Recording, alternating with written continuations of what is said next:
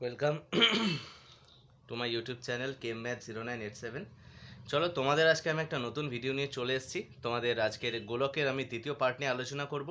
গোলকের এই দ্বিতীয় পার্টে আমি 8-এর দাগের অঙ্ক থেকে শুরু করব। আগের ভিডিওটাতে আমি 7-এর দাগের অঙ্ক পর্যন্ত শেষ করে দিয়েছিলাম। গোলক অধ্যায় কোষে দেখি 12, ক্লাস 10-এর কোষে দেখি 12 অধ্যায়, দশম শ্রেণীর এই যে গোলক অধ্যায়টা আছে, এই গোলক অধ্যায়ের আমি 7-এর দাগের অঙ্ক আমার ইউটিউব চ্যানেল কেম ম্যাথ 0987 এই চ্যানেলের তোমরা প্লেলিস্টে যাবে, WBBSC ক্লাস 10 ওই প্লেলিস্টে গেলেই তোমরা গোলক অধ্যায়টা পেয়ে যাবে, কোষে দেখি 12 পার্ট 1।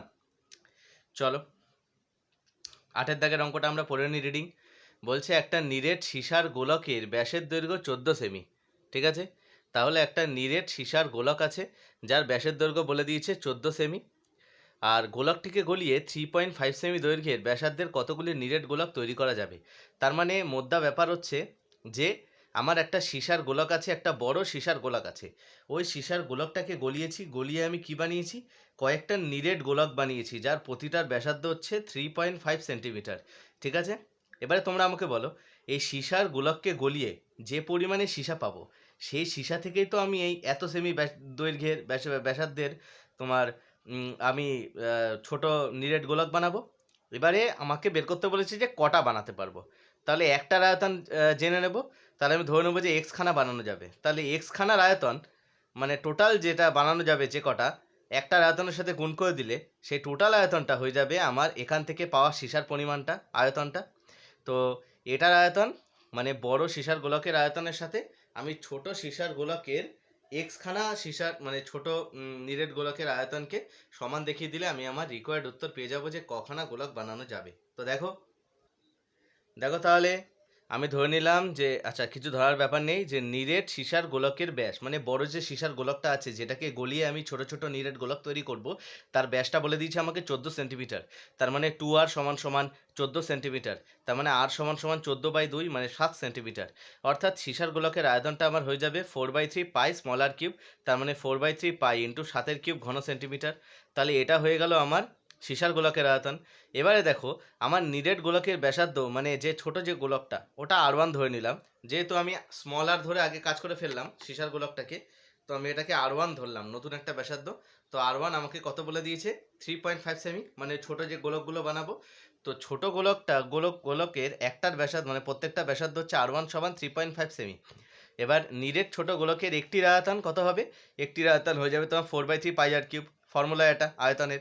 তাহলে 4/3 পাই ইন্টু R1 কিউব, মানে নিরেট গোলক যেহেতু ব্যাসার্ধটা R1, তাহলে R1 তার হোল কিউব। তাহলে এক্ষেত্রে হয়ে গেল 4/3 পাই ইন্টু R1, মানে আমাদের এখানে R1 মানে হচ্ছে 3.5, তাহলে 3.5 তার হোল কিউব। আচ্ছা, 3.5 তার হোল কিউব মানে 3.5 ইন্টু 3.5 ইন্টু 3.5 তিনবার হবে। পয়েন্ট উঠলে নিচে একটা করে 10 আসবে প্রত্যেকটা, তার মানে এত ঘন সেমি। তার মানে এক একটা নিরেট গোলকের আয়তন হচ্ছে এত ঘন সেমি করে। এবার আমি ধরে নিলাম প্রথমের যে বড় সীসার গোলকটা ছিল, ওই প্রথমের বড় যে সীসার গোলকটা, ওই গোলকটাকে গলিয়ে যে পরিমাণ সীসা পাবো আমি, সেই সীসা দিয়ে এক্স খানা নিরেট গোলক তৈরি করা যায়। দেখো আমি ধরে নিয়েছি, ধরি এক্সটি নিরেট গোলক তৈরি করা যায়। তাহলে তোমার একটা নিরেট গোলকের আয়তন এটা, তাহলে এক্স খানা নিরেট গোলকের আয়তন এটা ইন্টু এক্স, সেটা হয়ে যাবে আমার বড় সীসার যে আয়তনটা, অর্থাৎ আমি টোটাল যে সীসাটা পাবো। তো সেটার আয়তনটা এটা বের করে রেখেছিলাম প্রথমে শুরুতে। দেখো 4/3 পাই ইন্টু 7 কিউব, এই যে সীসার গোলকের আয়তন। তাহলে এটা ইকুয়াল করে দিয়ে দেখো 4/3 পাই 4/3 পাই ক্যান্সেল হয়ে গেল। 4/3 পাই যদি ক্যান্সেল করে দিই, তাহলে দেখো আমি এগুলোকে সব কটাকে নিয়ে ডান দিকে চলে গেলাম, কাটাকুটি করলাম, আমার আনসার বেরিয়ে গেল 8। অর্থাৎ আমার 8খানা নিরেট গোলক তৈরি করা যাবে। ঠিক আছে, আমার 8খানা নিরেট গোলক তৈরি করা যাবে। এই অঙ্কটা আরেকভাবে অ্যাপ্রোচ করা যায় যদি সম্ভব হয়। এই অধ্যায়ের শেষের দিকে একটা অঙ্ক আছে 14 দাগে, ওই অঙ্কটা আমি অন্যভাবে অ্যাপ্রোচ করেছি। অর্থাৎ টোটাল সীসার গোলকের আয়তনকে একটা নিরেট গোলকের আয়তন দিয়ে ভাগ করে দিলেই টোটাল কখানা নিরেট গোলক বানানো যাবে সেটা পেয়ে যাব। তো যাই হোক, সেটা আমি 14 দাগের অঙ্কতে আলোচনা করেছি, এখানে এক্স ধরে করলাম। অর্থাৎ একটা নিরেট গোলকের আয়তন যত, তাকে এক্স দিয়ে গুণ করলাম, তাহলে টোটাল এক্স খানা তৈরি করা যাবে নিরেট গোলক। এবারে নিরেট গোলকটা তৈরি করেছি কার থেকে, বড় সীসার গোলকের থেকে। তার মানে বড় সীসার গোলকের আয়তনটা এই এক্স খানা নিরেট গোলকের আয়তনের সমান হবে। তো সেটাকে আমি দিয়ে এক্স এর ভ্যালুটা বার করে নিলাম, 8 বেরোলো। চলো নেক্সট অঙ্ক। এই 9টা দেখো, 9টা বলছে 3 সেমি 4 সেমি ও 5 সেমি দৈর্ঘ্যের ব্যাসার্ধে তিনটি নিরেট তামার গোলক গলিয়ে একটি নিরেট বড় গোলক তৈরি করা হলো। বড় গোলকটির ব্যাসার্ধের দৈর্ঘ্য হিসাব করে লিখি। তার মানে তিনখানা ছোট ছোট তামার গোলক আছে, এই তিনটে ছোট ছোট তামার গোলককে গুলিয়ে একটা বড় নিরেট গোলক তৈরি করেছি, তার ব্যাসার্ধ জানি না। তার মানে কি এই তিনখানা ছোট ছোট তামার গোলকের আয়তনের যোগফল সেটা বড় গোলকের আয়তনটা হবে। তাহলে আমি বড় গোলকের ব্যাসার্ধ ধরে নেবো ক্যাপিটাল আর, তার মানে 4/3 ক্যাপিটাল আর পাই ক্যাপিটাল আর কিউব, ওটা হয়ে যাবে বড় গোলকের আয়তন যেটা তৈরি হবে, সেটা হয়ে যাবে ছোট ছোট এই তিনটে গোলকের আয়তনের সমষ্টি। তার মধ্যে এই তিনটেই দেখো ব্যাসার্ধটা বলে দিয়েছে, আর কিছু চাই না, আমার যা চাই সব দিয়ে দিয়েছে অঙ্কতে। চলো, যেহেতু আমি জানি না যে বড় গোলকটি ব্যাসার্ধ কত, তাই যেমন ধরে নিলাম যে ধরি বড় গোলকের ব্যাসার্ধ হয়ে গেল আর সেমি। তাহলে প্রশ্ন মতে 4/3 পাই আর কিউব, তার মানে বড় গোলকের আয়তন সেটা হয়ে যাবে 4/3 পাই 3 কিউব, মানে প্রথম গোলকের তামার মানে আয়তন প্লাস দ্বিতীয় গোলকের তামা আয়তন প্লাস তৃতীয় গোলকের তামা আয়তনের সমষ্টি তিনটের। অর্থাৎ বড় গোলকের আয়তন সমান সমান ছোট ছোট তিনটে তামার গোলকের আয়তনের সমষ্টি 4/3 পাই আর কিউব আয়তনের ফর্মুলা। তাহলে 4/3 pi r cube equals to 4/3 pi সব করাতে কমন গেলে পড়ে রইল 3-এর কিউব প্লাস 4-এর কিউব প্লাস 5-এর কিউব। 4/3 পাই কেটে গেল, তাহলে আর-এর কিউব সমান সমান 3-এর কিউব মানে 27, 4-এর কিউব মানে 64, 5-এর কিউব মানে 125। সব কটাকে যোগ করে আমার বেরিয়ে গেল হচ্ছে 216। 216 মানে হচ্ছে তোমার কতর কিউব? 216 মানে হচ্ছে 6-এর কিউব। তাহলে দুদিকে পাওয়ার সমান মানে বেশ সমান হবে, তার মানে r=6। অর্থাৎ যে বড় তামার গোলকটা তৈরি হবে তার ব্যাসার্ধ দৈর্ঘ্য হয়ে যাবে 6 সেন্টিমিটার। হলো? আশা করি বোঝাতে পেরেছি। 6 সেন্টিমিটার। চলো নেক্সট অঙ্ক দেখো। 10টা কি বলছে? 10টা বলছে যে একটি অর্ধগোলাকৃতি গম্বুজের ভূমিতলের ব্যাসের দৈর্ঘ্য 42 ডেসিমিটার। গম্বুজটির উপরিতল রং করতে প্রতি বর্গমিটারে 35 টাকা হিসাবে কত টাকা খরচ পড়বে? ভালো করে দেখো, একটা অর্ধগোলাকৃতি গম্বুজ বলেছে, সেই গম্বুজটার কি ব্যাসের দৈর্ঘ্য বলে দিয়েছে। উপরিতল মানে তো ওপরটা, আর তোমাকে বলেছিলাম আমি অর্ধগোলকের উপরিতল মানে 2πr²। উপরিতল মানে তো তোমার পার্শ্বতল বা বক্রতল, কেননা পূর্ণগোলকের 4πr², তাহলে অর্ধগোলকের শুধু উপরেরটা কত হবে? 2πr²। তো একটি অর্ধগোলাকৃতি গম্বুজের ভূমিতলে ব্যাসের দৈর্ঘ্য বলে দিয়েছে, মানে 2r = 42 ডেসিমিটার বলে দিয়েছে, তার মানে r = 21 ডেসিমিটার। কিন্তু দেখো এখানে বলেছে গম্বুজটি উপরিতল রং করতে এত বর্গমিটার, প্রতি বর্গমিটার এত টাকা হিসাবে, মানে বর্গমিটারের হিসাব দিয়েছে টাকাতে, কিন্তু এখানে ডেসিমিটারে দিয়েছে অঙ্কটা। তো আমি প্রথমে ডেসিমিটারকে মিটারে কনভার্ট করে নিয়ে আমি উপরিতলটা বা বক্রতলটা বার করব মিটারে। মিটারে বার করে নিলে বর্গমিটার, মানে অত বর্গমিটার হয়ে গেল বক্রতলের ক্ষেত্রফল। তাহলে 1 বর্গমিটারে এত টাকা, অত বর্গমিটারে কত টাকা, আমার আনসার চোখের সামনে ভাসবে। তো চলো, তো দেখো অর্ধগোলাকৃতি গম্বুজের ব্যাস 2r = আমাকে 42 ডেসিমিটার বলে দিয়েছে, তাই লিখে নিয়েছি। আচ্ছা, তাহলে r = 21 ডেসিমিটার। এবার দেখো 21 ডেসিমিটার মানে আমরা সবাই জানি 10 দিয়ে ভাগ করতে হয় ডেসিমিটারকে, তবে সেটা মিটারে কনভার্ট হয়ে যায়। তো 21/10 মানে হচ্ছে 2.1 মিটার। এবারে অর্ধগোলাকৃতি গম্বুজের বক্রতলের ক্ষেত্রফল সেটা হয়ে যাবে 2πr², তার মানে 2 × 22-এর 7 × 21-এর 10 × 21/10। ঠিক আছে, কেন 21/10 হলো? 2.1 আর 2.1 দুবার গুণ হবে যেহেতু r² আছে, তাহলে 2.1 মানে 21/10, আবার 2.1 মানে 21/10। 7 দিয়ে 100 কাটলাম 3, তাহলে ওপরে সবকটা গুণ হলো আর নিচে হলো 100। তাহলে দেখো কত বেরোচ্ছে বক্রতল। আচ্ছা, এটা বুঝতে অসুবিধা নেই, অর্ধগোলাকৃতি গম্বুজ মানে এই ধরনের হবে দেখতে, মানে এই ধরনের হবে অনেকটা দেখতে, এই যে এই ধরনের। তাহলে অর্ধগোলাকৃতি গম্বুজ, তাহলে তার উপরিতলটা রং করবে, তো উপরিতলটা কত? 2πr², কেননা নিচে আরেকটা তল, এটা মিলিয়েই তো পুরো সমগ্র তলটা 4πr² হয়। ঠিক আছে, তাই জন্য আমি 2πr² বার করার চেষ্টা করছি। তো দেখো এই, তাহলে দেখো এত বর্গমিটার বেরোলো। আমি আর বেশি গুনটুন করিনি, যা করবো একেবারে কাটাকুটিটা করব। তাহলে এবার দেখো, তাহলে 1 বর্গমিটার রং করতে খরচ হয় 35 টাকা। এই আচ্ছা, এত বর্গমিটার কিন্তু আমার বক্রতলের ক্ষেত্রফল বেরিয়ে গেল। ঠিক আছে, তাহলে 1 বর্গমিটার রং করতে উপরিতল খরচ হয় 35 টাকা। তাহলে এত বর্গমিটার মানে এত বর্গমিটার রং করতে কত খরচ হয়, দিয়ে 35 দিয়ে এটাই গুণ করে দিলাম, গুণ করে কাটাকুটি করলাম, করার পরে এই ধরনের একটা ফিগার আসলো 9702/10। তাহলে আমি যদি ভাগ করে দিই তাহলে 970.20 হচ্ছে। আমরা জানি টাকা পয়সার হিসাব যখনই করব পয়েন্টের পরে দুটো ডিজিট নেব, তাহলে 970 টাকা 20 পয়সা, এটাই হলো আমার রিকোয়ার্ড উত্তর। অর্থাৎ আমার 1 বর্গমিটার হিসাবে, পুরো 1 বর্গমিটার 35 টাকা হিসাবে আমার পুরো উপরিতলটা রং করতে আমার খরচ পড়বে 970 টাকা 20 পয়সা। এটাই আমার রিকোয়ার্ড উত্তর। চলো নেক্সট অঙ্কটায় চলে যাওয়া যাক। 11টা দেখো কি বলছে। বলছে একই ধাতুর পাত থেকে দুটি ফাঁপা গোলকের ব্যাসের দৈর্ঘ্য যথাক্রমে এত সেমি এত সেমি। গোলক দুটি তৈরি করতে যে পরিমাণ ধাতুর পাত লেগেছে তার অনুপাত। এই ধাতুর পাত যেটা লেগেছে গোলকটা তৈরি করতে, তার মানে তার বক্রতলের ক্ষেত্রফল বা সমগ্রতলের ক্ষেত্রফলই তো চেয়েছে। তাহলে দুটো গোলক তৈরি করতে যে পাতটা সেটা তো বাইরের দিকেই থাকবে, ফাঁপা গোলক। অর্থাৎ আমার প্রথমটার ব্যাসের দৈর্ঘ্য 21 সেমি বলে দিয়েছে, ব্যাসার্ধ কত হবে 21/2। তাহলে আমি কী বার করবো, সমগ্র তালে ক্ষেত্রফল, ওটাই তো হবে পাতের পরিমাণটা, যতটা লেগেছে আমার, যতটা লোহার পাতটা লেগেছে, যতটা লোহার পাত লেগেছে আমার ওই গোলকটা তৈরি করতে, সেটা হয়ে যাবে ওই 4πr²। সেমভাবে পরের ফাঁপা গোলকটারও সেম কেস, ব্যাস বলে দিয়েছে এত, তার মানে 17.5/2, ওটা হচ্ছে ওটার ব্যাসার্ধ। তাহলে এবারে আমি ওটারও 4πr² বার করবো, করে দিয়ে দুটো অনুপাত করে দেবো। সেটাই চেয়েছে যে গোলক দুটি তৈরি করতে যে পরিমাণ ধাতু লেগেছে তার অনুপাত নির্ণয় করো। ঠিক আছে, চলো। আচ্ছা, যে পরিমাণ ধাতু লেগেছে, হ্যাঁ ঠিক আছে, অসুবিধা নেই। তো চলো দেখো, তাহলে প্রথম গোলকের ব্যাসটা 2r = লিখে নিয়েছি 21 সেন্টিমিটার, তার মানে r = 21/2 সেন্টিমিটার।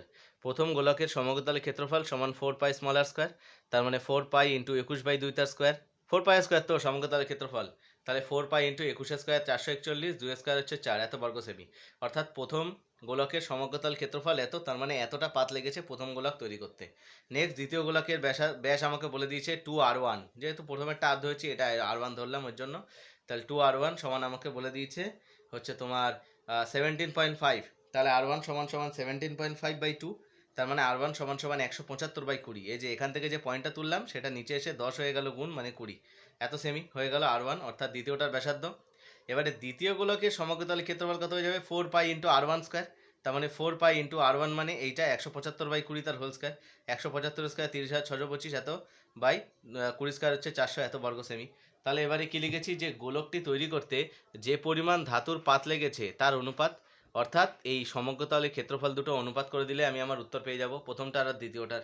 চলো দেখো, তাহলে অনুপাতটা করে দিলাম, 4π × 441/4 4π × 30,625 / 400। কাটাকুটি করলাম, কাটাকুটি করার পরে ইস্টু হিসাবে ওটা আসলো 441 * 30,625। তো সেটাও ফার্দার কাটাকুটি করার পরে দেখো, ফার্দার কাটাকুটি করার পরে 441 মানে ইস্টু আছে, ওই জন্য ওটা উল্টে গেল, উল্টে গিয়ে এই ধরনের হয়ে গেল যে 441 তোমার 30,600, 441 × 10/30,625। এবারে এটা কাটাকুটি হয়ে দেখো, এই যে 441 দিয়ে 1225কে কেটে দিয়েছি 49 বার, তো এটা 25 হয়েছে আর এটা 9 হয়েছে, তাহলে 36/25 রইল। ঠিক আছে, তাহলে 36/25 রইল কাটাকুটি হয়ে, 36/25, তার মানে 36/25, অর্থাৎ আমার যে অনুপাতে ধাতু লাগবে তার অনুপাতটা হয়ে যাচ্ছে, আমার যে পরিমাণ পাত লেগেছে ধাতুর তার অনুপাত হয়ে যাচ্ছে 36:25। চলো নেক্সট অঙ্ক অর্থাৎ 12টা দেখে নিই কি বলছে। 12টা দেখো কি বলছে, একটি ধাতব গোলকের উপরিতল এমনভাবে কেটে নেওয়া হলো যে নতুন গোলকের বক্রতলের ক্ষেত্রফল আগের গোলকের ঠিক অর্ধেক হয়। ভালো করে শুনবে, একটা গোলকের উপরিতল এমনভাবে কেটে নেওয়া হলো যে নতুন গোলকের বক্রতলের ক্ষেত্রফল আগের গোলকের ঠিক অর্ধেক হয়। কেটে নেওয়া অংশের আয়তনের সঙ্গে অবশিষ্ট গোলকের আয়তনের অনুপাত নির্ণয় করো। ঠিক আছে, তো চলো দেখে নিই। তাহলে আমি ধরে নিয়েছি যে প্রথমে মানে গোলকটা থেকে যখন কাটাকুটি করিনি তখন গোলকটার ব্যাসার্ধ ছিল ক্যাপিটাল আর, আর পরে গোলকটার ব্যাসার্ধ হলো স্মল আর। তাহলে আমাকে বলে দিয়েছে যে এখনকারের বক্রতলের ক্ষেত্রফল আগের বক্রতলের ক্ষেত্রফলে অর্ধেক, তাহলে এখনের আর আর তাই তো ধরেছি, পরে আর আর আগে ছিল ক্যাপিটাল আর, তো তাহলে ক্যাপিটাল আর স্কোয়ার = 2r², যেহেতু হাফ তাহলে এটা 2 এর সাথে গুণ হবে, তার মানে ক্যাপিটাল আর = √2 স্মল আর। তার মানে প্রথমে সম্পূর্ণ গোলকের আয়তন, আচ্ছা প্রথমে সম্পূর্ণ গোলকের আয়তন ছিল এত, যখন আমি কাটাকুটি করিনি 4/3 পাই ক্যাপিটাল আর কিউব, প্রথমে তো ব্যাসার্ধ ছিল এটা, তাহলে আয়তন ছিল 4/3 পাই আর কিউব। এবারে আমি যখন ওই কিছুটা অংশ কেটে নিয়েছি তখন কিন্তু আমার নতুন গোলকের আমি ব্যাসার্ধ হয়ে ধরে নিয়েছি আমি স্মল আর হয়েছে, তার মানে আয়তন হবে 4/3 স্মল আর কিউব।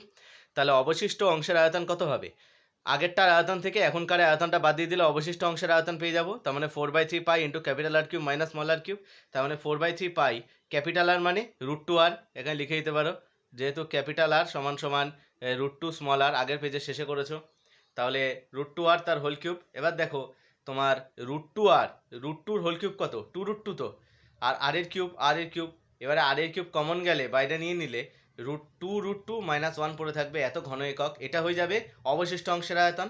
এবার তোমাকে উত্তরে কি চেয়েছে, যে কেটে নেওয়া অংশের আয়তনের সঙ্গে অবশিষ্ট অংশের আয়তনের অনুপাত। এবারে আমি কেটে নিয়েছি যতটা অংশ তার আয়তন হচ্ছে এইটা, আর অবশিষ্ট অংশটা এক্ষুনি বার করলাম 4/3 পাই আর কিউব ইন্টু এইটা, তাহলে দুটো অনুপাত করে দিলে 4/3 pi r cube 4/3 pi r cube কেটে গেল, পড়ে রইল শুধু 1, আর এদিকে 2√2 - 1, তার মানে এটা হয়ে যাবে আমার রিকোয়ার্ড অনুপাত।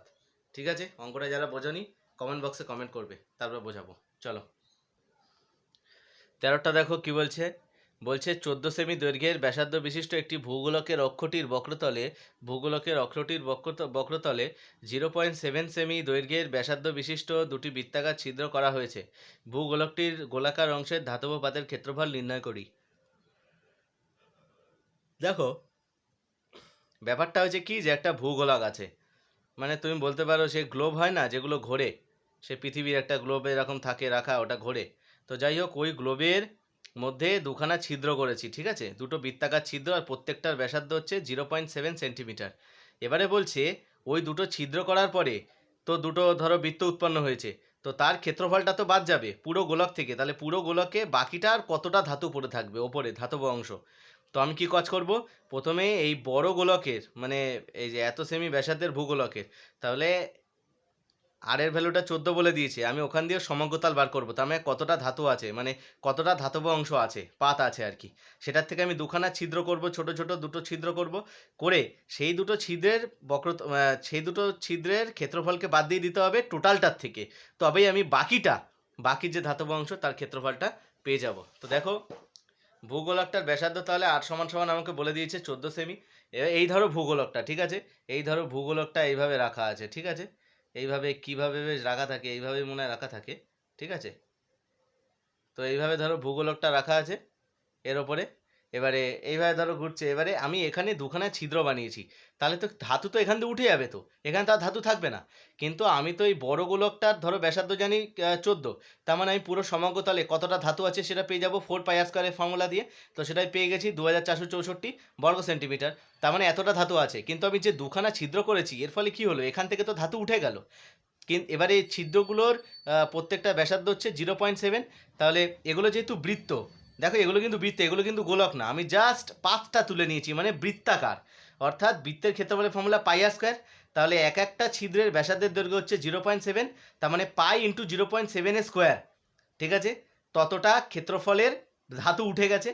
এবারে এরকম কটা ছিদ্র আছে, দুটো, তাহলে 2 দিয়ে গুণ হবে, তাহলে দেখো কি লিখেছি, 0.7 সেমি ব্যাসার্ধের দুটি গোলাকার ছিদ্রের ক্ষেত্রফল 2π ইন্টু 0.7 তার হোল স্কোয়ার। কেন 2 হলো, অ্যাকচুয়ালি এটা তো পরে হয়েছে πr², তার সাথে 2 হলো গুণ, যাতে দুটো একসাথে ক্যালকুলেট করা যায়। তো এটা আমার কত বেরিয়ে গেল, 3.08 বর্গ সেন্টিমিটার, অর্থাৎ এই যে দুখানা ছিদ্র করেছি তার জন্য এত বর্গ সেমি ধাতু বেরিয়ে গেল।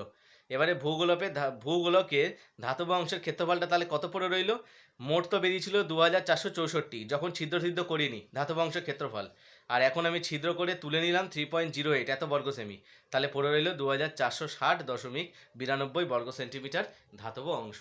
এটাই হয়ে যাবে আমাদের রিকোয়ার্ড উত্তর। চলো নেক্সট অঙ্ক। এই 14টা দেখো কি বলছে। 14টা বলছে 8 সেমি দৈর্ঘ্যের ব্যাসার্ধের একটি নিরেট লোহার গোলককে গলিয়ে 1 সেমি দৈর্ঘ্যের ব্যাসার্ধের কয়টি নিরেট গুলি পাওয়া যাবে। এটাও সে 8-এর দাগের অঙ্কটার মতো, 8-এর দাগের অঙ্কটা ওই সীসার গোলককে গলিয়ে হ্যাঁ নিরেট গোলক তৈরি করেছে, এটাও সেম কেস, বলেছে একটা নিরেট লোহার গোলককে গলিয়েছে যার ব্যাসার্ধ দৈর্ঘ্য 8 সেমি, তাহলে গলিয়ে 1 সেমি দৈর্ঘ্যের ব্যাসার্ধের কয়টি নিরেট গুলি পাওয়া যাবে। অর্থাৎ আমি একটা লোহার গোলককে গলিয়ে আমি কয়েকটা গুলি তৈরি করেছি, কটা তৈরি করেছি সেটা জিজ্ঞেস করেছে। তো চলো অঙ্কটা দেখিয়ে দিই, আগের দাগের আগে 8-এরটার মতনই, এটাতে খালি আমি এক ধরে করবো না, এটাতে আমি বাই করে দেবো জাস্ট, ঠিক আছে। দেখো তাহলে দেখো বড় লোহার নিরেট গোলকের ব্যাসার্ধটা আমাকে বলে দিয়েছে 8 সেন্টিমিটার। এবারে বড় গোলকের আয়তন, অর্থাৎ এই যে বড় লোহার যে নিরেট গোলকটা আছে, তাহলে 4/3 পাই ক্যাপিটাল আর কিউব, এটাই হবে। তার কারণ বড় গোলকের আয়তন থেকে যতটা লোহা বেরোবে সেটা হচ্ছে এতটা লোহা বেরোবে, এত ঘন সেমি লোহা। এবারে আমাকে কি বলে দিয়েছে, যে এক একটা যে আমি যে ছোট ছোট গুলিগুলো বানিয়েছি এই যে নিরেট লোহার বল থেকে, হ্যাঁ, সে থেকে যে আমি যে গুলিগুলো বানিয়েছি তার প্রত্যেকটার ব্যাসার্ধ হচ্ছে 1 সেমি করে, ঠিক আছে। তাহলে নিরেট গুলির মানে একটা নিরেট গুলির আয়তন কত হবে, 4/3 পাই ইন্টু 1-এর কিউব ঘন সেমি। এবারে আমি কি কাজ করবো বলো তো, এবারে আমি যেটা করবো সেটা হচ্ছে গুলি তৈরি করা যাবে এটা ডাইরেক্ট লিখে দেবো, আর এক্স গুণ করবো না, সেটা হচ্ছে বড় ইসেটার থেকে একটার আয়তনকে ভাগ করে দিলে, অর্থাৎ বড় লোহার গোলকের থেকে যতটা আয়তনের লোহা পাবো সেটা বাই একটা গুলির তে যতটা লোহা থাকবে, যদি তুমি ভাগ করে দাও, এটা ঐকিক নিয়মের ফল, যদি তুমি ভাগ করে দাও তাহলে কিন্তু দেখো 8-এর কিউব মানে হচ্ছে তোমার 512, অর্থাৎ তোমার 512টি গুলি তোমার পাওয়া যাবে ওই লোহার গোলকটিকে গলিয়ে। তুমি আগের অঙ্কটার ক্ষেত্রেও এই সেমভাবে তুমি কিন্তু ট্রাই করতে পারো। বড় সীসার গোলকের আয়তনকে তুমি ওই একটা নিরেট গোলকের আয়তন দিয়ে ভাগ করে দাও, তোমার কিন্তু উত্তরটা সেম আসবে, আটই আসবে। আগের আটের দাগের অঙ্কটা উত্তর তো আটই ছিল, আটখানা তৈরি করা যাবে। তো এইভাবে করলেও তোমার ওই একই উত্তর আসবে। এটাতে আমার আট আসলো। তো যাই হোক, ভিডিওটা যদি ভালো লাগে একটা লাইক অবশ্য করে দিও, তাতে করে আমি বুঝতে পারবো যে কারা কারা ভিডিওটা শেষ পর্যন্ত দেখলো। কেননা যারা প্রথমে দেখবে তারা তো আর লাইক করবে না, তারা তো আর এত দূর আসবে না আমার কথা শোনার জন্য। ফলে যারা যারা ভিডিওটা শেষ পর্যন্ত দেখলে তারা অবশ্যই একটা লাইক দিয়ে দাও। এতে করে আমি বুঝতে পারবো যে কিছুজন হলেও আমার ভিডিওটা দেখছে, কিছু শিখতে পারছে। চলো, কোনো অসুবিধা থাকলে অবশ্যই কমেন্ট সেকশানে কমেন্ট করে জানাবে তোমার কোন অঙ্কটাতে সমস্যা ছিল। আমি তোমার সমস্যা যথেষ্ট পরিমাণে রিজলভ করার চেষ্টা করব। চলো।